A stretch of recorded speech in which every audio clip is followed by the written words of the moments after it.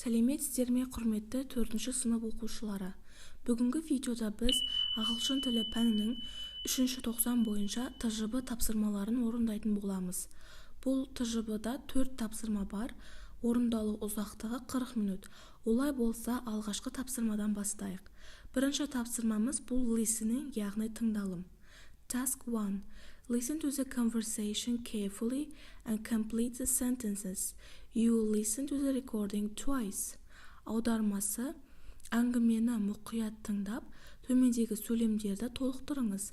Және де сіз бұл аудионы 2 рет тыңдайтын боласыз. Құрметті оқушылар, аудионы тыңдамастан бұрын сіздерге мұғалімдеріңіз мына төменде берілген асты қызылмен сызылған сөздерді әріптеп оқытатын болады. Сол себепті бірінші осы сөздердің ағылшын тілінде қалай әріптеп оқылатынын үйренейік. Бірінші сөз windy. Әріптеп оқитын болсақ W-I-N-D-Y. Екінші сөз lightning. Әріптеп оқитын болсақ L-I-G-H-T-N-I-N-G. Үшінші сөз snowy. Әріптеп оқылуы S-N-O-W-Y. Төртінші сөз cloudy. C-L-O-U-D-Y.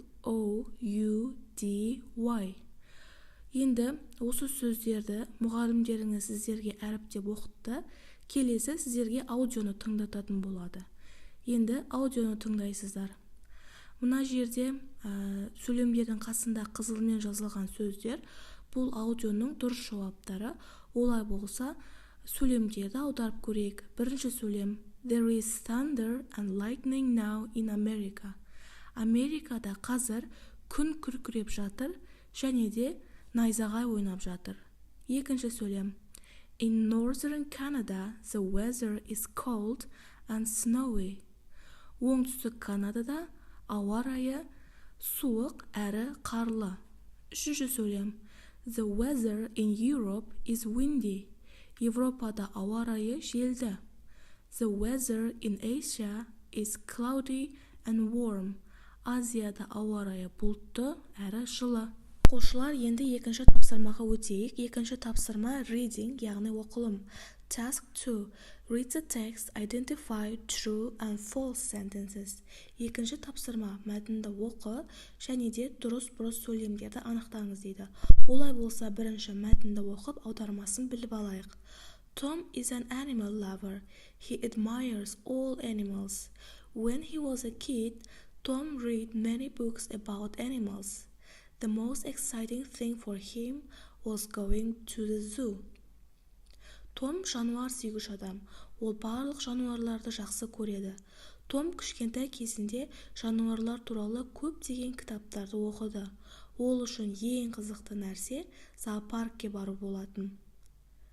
He could spend hours watching the animals walk around, sit, or even sleep. When Tom was older, he went on a safari to Tanzania. He saw animals in wild nature. Ол жануарлардың айналада жүргенін, отырғанын, немесе тіпті ұйықтап жатқанын сағаттар бойы қарап отыра алатын. Том есейген кезінде Танзанияға сафариге барды. Жабайы табиғатта жануарларды көрді. Now Tom thinks about the future of animals. Some of his favorite animals are dying out. Tom thinks that people need to save wild nature. Children must have the chance of seeing animals in the wild in future. Енді қазір Томды жануарлардың болашағы ойландыруда. Оның сүйікті жануарларының кейбіреуі жоғалып бара жатыр. Том адамдарға жабайы табиғатты сақтау керек деп ойлайды. Балалардың болашақта жабайы табиғатта жануарларды көру мүмкіндігі болуы керек деп ойлайды. Оқушылар, біз мәтінді аударып, мағынасын түсініп алдық. Енді төменде берілген сөйлемдердің қасына дұрыс-бұрыс деп жазып шығайық. Бірінші сөйлем Tom doesn't love animals. Том жануарларды жақсы көрмейді. Бұл дұрыс па, бұрыс па? Әрине бұл бұрыс, дұрыс емес. Себебі ең бірінші сөйлемде Томның жануарларды жақсы көретіндігі жайлы айтылған. Екінші сөйлем Tom liked to go to the zoo very much. Том зоопаркке баруды өте қатты ұнататын. Бұл сөйлем дұрыс, true.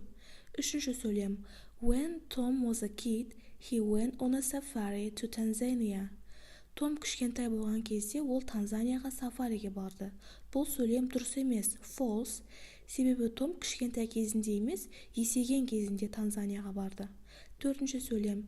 He saw wild animals in cages in a safari park. Бұл сөйлем false, дұрыс емес. Том жануарларды сафари паркінде клетканың ішінде көрді дейді. Ал мәтінге келетін болсақ, Томның жануарларды клетканың ішінде емес, жабайы табиғатта көргендігі айтылған. Сол себепті бұл сөйлем false. Бесінші сөйлем. People must save wild nature. Адамдар жабайы табиғатты қорғап сақтау керек. Бұл сөйлем дұрыс, яғни true. Келесі тапсырма writing, яғни жазылым. Task 3. Link the sentences. Fill in the gaps with connectors so, or, because, and. Use each connector only once. Үшінші тапсырма. Сөйлемдерді бір-бірімен байланыстырыңыз. Төмендегі сөйлемде бос тұрған жерлерді сондықтан, немесе, себебі және жалғаулықтарымен толықтырыңыз. Әрбір жалғаулықты тек қана бір рет қолданыңыз дейді. Бірінші сөйлем. When it is raining, people wear raincoats or take an umbrella. Бұл сөйлемде біз or жалғаулығын қолдандық, яғни немесе жалғаулығын қолдандық. Аудармасы, жаңбыр жауған кезде адамдар жаңбыр өткізбейтін пальто немесе зонтик алады. Екінші сөйлем. We put on warm coats and mittens because we are going to make a snowman. Бұл сөйлемде because жалғаулығын қолдандық. Біз жылы пальто және қолғабымызды киіп алдық. Себебі біз ақылы жасағалы жатырмыз. Үшінші сөйлем. It is very hot today, so we are wearing t-shirts, shorts and sandals. Бұл сөйлемде so жалғаулығын қолдандық. Бүгін күн өте ыстық, сондықтан біз футболка, шорты және босоножка киіп алдық. Төртінші сөйлем. It is cool and wet in autumn, and sometimes it can be windy and foggy. Бұл сөйлемде біз and жалғаулығын қолдандық. Аудармасы, күзде ауа райы салқын әрі ылғалды, және кейде күзде жел соғып, тұман болуы мүмкін. ТЖБ-ның ең соңғы тапсырмасы бұл speaking, айтылым. Task 4.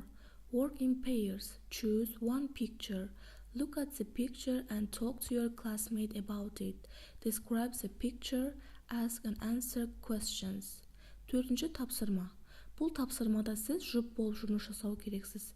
Төменде берілген суреттен біреуін таңдауыңыз керексіз, және де сол суретке қарап, қасыңыздағы сыныптасыңызбен сол сурет туралы сөйлесуіңіз қажет. Суретті сипаттап, бір-бірлеріңізге сұрақ қойып, сол сұрақтарға жауап беруіңіз керек. Мына жерде мысалдар берілген. Осы мысалдағыдай сіз өздеріңіздің әңгімелеріңізді құрауыңыз қажет. Олай болса, мысалды аударып көрейік. Example. Student 1. What can you see in the picture? Суретте не көріп тұрсың? I can see a zoo in the picture. Мен суретте зоопарк көріп тұрмын. Do you like to go to the zoo? Сен зоопаркке барғанды ұнатасың ба? I like to go to the zoo to watch animals and birds. Мен зоопаркке құстарды және жануарларды көру үшін барғанды ұнатамын. What animals are there in the zoo? Зоопаркте қандай жануарлар бар?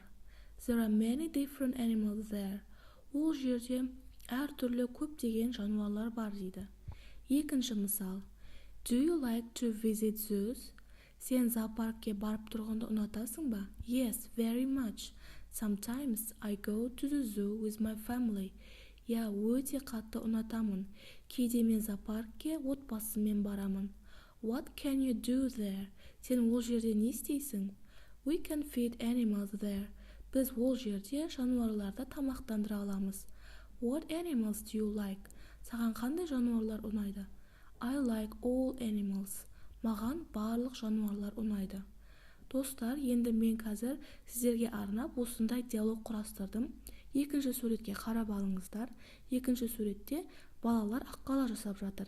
Енді бірге осы екінші суретті сипаттайық. What can you see in the second picture? Екінші суретте не көріп тұрсың? I can see kids making a snowman. Мен аққала жасап жатқан балаларды көріп тұрмын. Why are they making a snowman? Олар неге аққала жасап жатыр? They are making a snowman because it is fun. Олар аққала жасап жатыр, себебі аққала жасау өте көңілді. Do you like making a snowman? Саған аққала жасаған ұнай ма? Yes, very much. Mostly I make a snowman with my friends, but sometimes I make it with my family. Я, маған аққала жасаған өте қатты ұнайды. Көбінесе мен аққаланы достарыммен бірге жасаймын, бірақ кейде аққаланы мен отбасыммен бірге жасаймын. Құрметті оқушылар, осы секілді сіз мына 4 суреттен біреуін таңдап, сипаттауыңыз қажет, немесе менің көрсеткен осы диалогымды қолдансаңыздар болады. Осымен біздің 4-ші сыныптың ТЖВ тапсырмаларын аяқтадық. Келесі видеоларда көріскенше сау болыңыздар.